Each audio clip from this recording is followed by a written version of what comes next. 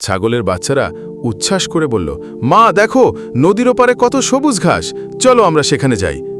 মা ছাগল চিন্তিত কণ্ঠে বলল, না বাবা, ওখানে বাঘ আছে, গেলে আমাদের খেয়ে ফেলবে। কিন্তু বাচ্চারা জিদ করে বলল, মা আমরা যেতেই চাই, একবার নিয়ে চলো না। মায়ের মমতায় তিনি বাচ্চাদের অনুরোধ ফেলতে পারলেন না। শেষ পর্যন্ত তিনি তাদের নিয়ে নদীর ওপারে চলে গেলেন। হঠাৎ এক ভয়ঙ্কর বাঘ গর্জে উঠল, হা হা হা, আজ তো আমার ভোজ জমে যাবে।